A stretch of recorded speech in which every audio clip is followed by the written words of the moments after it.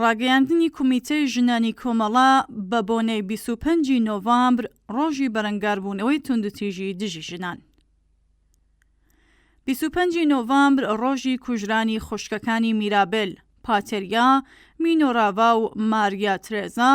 لە خەباتی سیاسی لە دژی ڕژیمی دیکتاتۆری لە کۆماری دومێنەکان ساڵی 1960 وەک ڕۆژی جیهانی بەرەنگاربوونەوەی توندوتیژی دژی ژنان دیاری کراوە. دوای تێپەڕبوونی ساڵانێک بەسەر ناوزەدکردنی ئەم ڕۆژەدا، چاوخشاندنێک بەسەر ئەو توێژینەوانەی کە لە جیهاندا ئەنجام دراون دەری دەخات کە توندوتیژی دژی ژنان هێشتا لە سەرجەم کۆمەلگاکاندا بەردەوامە و تەنانەت لە کۆمەلگا پێشکەوتووە سەرمایەدارەکانیش کەم تا زۆر بەدی دەکرێت. لە ئێرانی ژێر دەسەڵاتی ڕژیمی ئیسلامیدا لە مێش ساڵە سەرچاوە فەرمیەکان خۆیان لە بڵاوکردنەوەی ئەنجامی لێکۆڵینەوە و ئامارەکانی پەیوەست بە توندوتیژی بنەماڵەیی لەم وڵاتەدا دەبوێرن. دوایین ئاماری فەرمی پەیوەندی بە توێژینەوەیەکی وەزارەتی ناوخۆ لە ساڵی 1383 هەیە و بەپێ ئەو توێژینەوەیە 66% ژنانی ئێران بەرەوڕووی توندوتیژی بوونەتەوە. توندوتیژی دژی ژنان لە ئێرانی ژێر دەسەڵاتی ڕژیمی ئیسلامی و بەتایبەت لە دوای شۆڕەشی 57 بە سەپاندنی حجابی ئەجباری، سەرکوتکردنی ژنان و زەوتکردنی ئازادی جلوبەرگ دەستی پێکرد. ڕژیمی تازە بەدەسەڵات گەیشتووی ئیسلامی لە ساڵەکانی سەرەتای بەدەسەڵات گەیشتنیدا زۆر بە خێرایی هەموو بوارەکانی ژیانی ژنانی تێپەڕ کرد و بە شڕکردنەوەی هەموو جۆرە ستەمێک لەسەر ژنان هەر لە توندوتیژی بنەماڵەیی و هاوسەرگیری لە تەمەنی منداڵیەوە بگرا تا کوشتن بە ناوی ناموس و پژاندنی تێزە بە دەموچاوی ژنانی ئازادی خواز و هەتت گەیشتە لووتکە.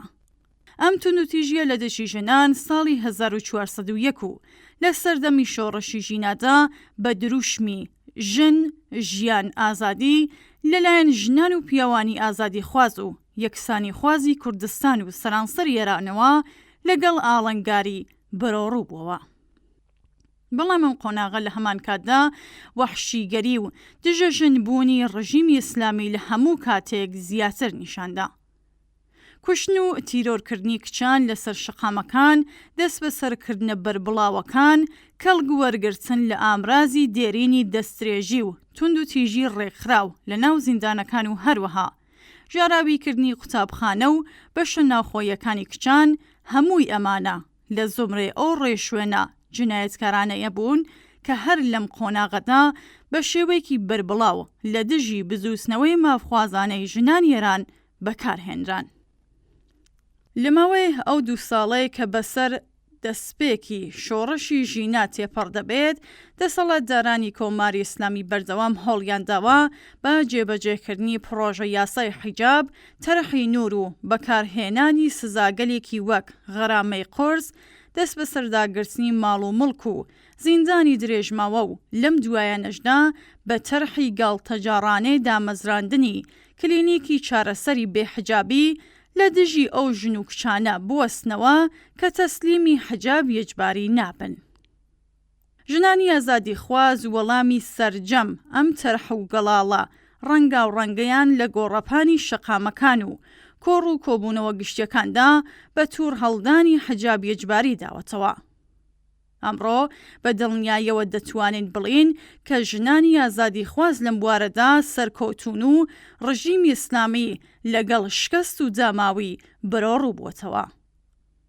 ئەم ئەزموونە کە لە بزووسنەوەی شۆڕەشگێرانەی ژینادا بە بەرچاوترین شێوە دووپات بووەوە، دەری خستکە تەنیا خەبات و هاوپشتی جیهانی ژنان و پیاوانی ئازادی خواز و یەکسانی خواز دەتوانێت پەیوەندیەکانی دەسەڵاتی ناهاوسەنگ بە نەهێشتنی فەرهەنگی کۆنی پیاوسالاری و توندوتیژی پێکاتەیی لە بوارە جۆرە و جۆرەکانی سیاسی، ئابووری، فەرهەنگی و کۆمەڵایەتیدا تێک بشکێنێ و خەبات و تێکۆشان لە پێناو بەدیهێنانی یەکسانی ژنان و پیاوان بە ئاکام بگەێنێت. بەڵام بە هەموو ئەمانەشەوە پێویستە جەخت لەسەر ئەو ڕاستیە بکەینەوە کە هێشتا چە کۆسایی هاتن بە هەموو ژۆرەکانی توندوتیژی دژی ژنان و باقی نایەکسانیەکانی دیکە لە بوارە جۆرە و جۆرەکاندا ڕێگایکی دوور و درێژمان لە پێشێدایە و بێگومان سەرنجام بە ئازادی و ڕزگاری یەکجاری دەگەین. ئەمساڵ 25 نۆڤامبر ڕۆژی جیهانی بەرەنگاربوونەوەی توندوتیژی دژی ژنان بە هەر شێوەیەکی ممکن هاو هەنگاو لەگەڵ باقی هەڵسوڕاوانی بواری مافەکانی ژنان لە شەقامە جۆرە و جۆرەکانی جیهاندا بە دروشمی ژن ژیان ئازادی دەستکەوسەکانمان بەرز دەنرخێنین و مژدەی ڕزگاری حەتمی ژنان بەگوێ جیهان دەگەینین. کۆمیتەی ژنانی کۆمەڵا ڕێکخراوی کوردستانی حەزبی کۆمۆنیستی ئێران 24 نۆڤامبری 2024 چواری سەرماوەزی 1403